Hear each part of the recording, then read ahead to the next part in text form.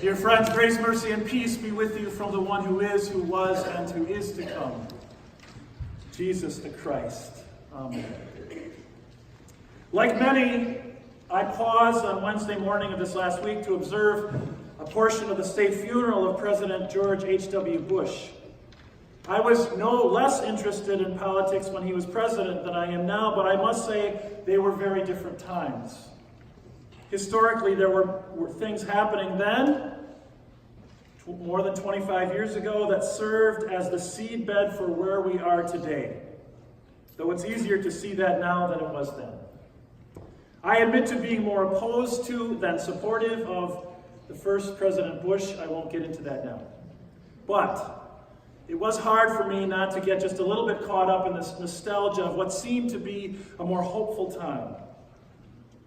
And the funeral itself provided a glimpse into the kinder, gentler nation that President Bush proclaimed, even if it's not the direction we chose to go as a country. What I began to think about this week was the whole civil religion thing that was on full display at the National Cathedral. If you dropped in for just a couple hours, not knowing the larger context, you might think that the church was still in a position of privilege among the seats of power. On the one hand, the fact that George H.W. Bush, his family are active Episcopalians, members of St. Martin's Church in Houston, the largest Episcopalian church in the country, gave some authenticity to what we were watching. But a state funeral at the National Cathedral might make one think that we have a state church, or that we are a nation founded on one particular dominant religion, which despite certain claims, we are not.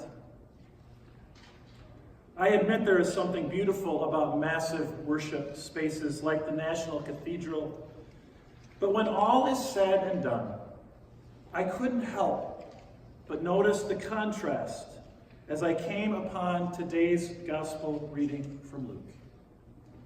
Now, before I go any further, let me get something off my chest. John the Baptist is a burr under my saddle, a pain in my neck, a thorn in my side, or something. And maybe that's as it should be. Maybe that's as John and those who cover John intended to be. Advent is one of the most wonderful seasons of the church year, a time of waiting and expectation, of proclaiming God's light coming into the ever-darkening of our world, a time to stop and rest and wait in the midst of the fast-forward lives of so many. But my thinking is that all that we cherish about Advent could happen without John. Thank you very much. Go away. Maybe it's just me that finds John to be such a distraction, if not an annoyance. Or maybe it's just the fact that John appears in the gospel 2 times this Advent season, next week too. Please come back anyway. As he does most years. I have nothing against John. It's just that I know that the gospel writers included John because they had to. John was a significant figure in that part of the world during the first century. Luke and others couldn't very well leave him out of the story. Luke especially goes to great lengths to connect his family to the family of Jesus. John is so very present, even if it's hard to proclaim his relevance year after year. But there is something especially relevant about John this year. Not so much about John himself, but about the location of John. He's not in the temple. He's not at the seat of power. He wouldn't be welcome there. You wouldn't see him at a state funeral at the National Cathedral. In fact, Luke is intentional in setting the stage by including a review of the principalities and powers structure at work in the region of Judea, listing everyone from Tiberius Caesar down to Lysanias, ruler of Abilene, wherever that is.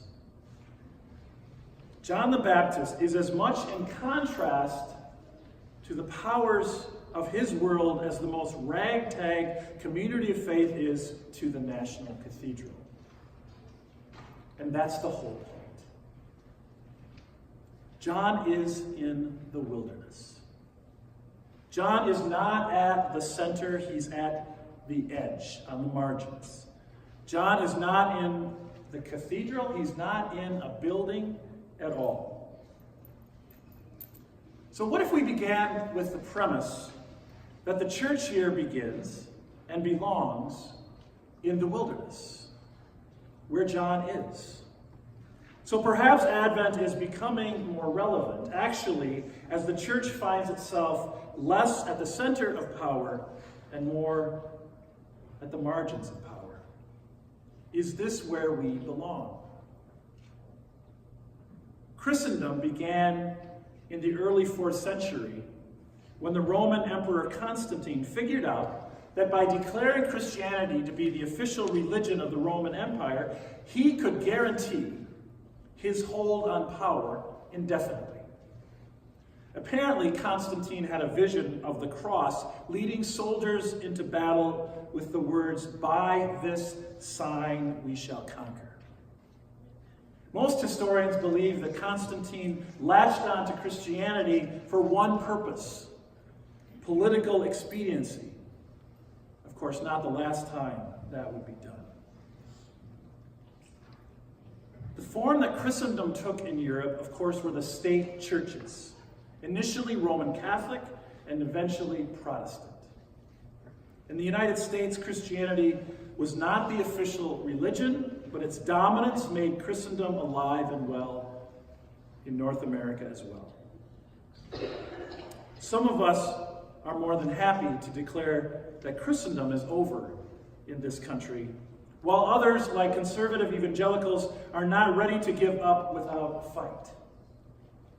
The deal that conservative politicians make with conservative evangelicals these days is not unlike the deal that Constantine made with the church nearly 1,700 years ago.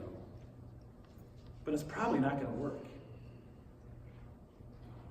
There's an inspiring story in the recent edition of Sojourners magazine of First United Methodist Church in Los Angeles, California.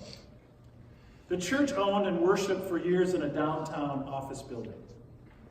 They eventually tore down the building and turned the property into a parking lot, which they rent out during the week. They have moved their worship service outside to the parking lot and have found that they are connecting to more people in their community. They're actually growing when they no longer have a building that people must walk into. Because this congregation has a steady flow of income from the parking lot, lucky them, they are able to dedicate more of their resources to supporting the homeless people in their neighborhood. They are determined to not have a permanent house of worship until there is adequate and affordable housing available to those they serve and walk alongside with. They have a faithful vision that is not tied in any way to the glory of Christendom. And of course, post-Christendom does not mean post-Christianity.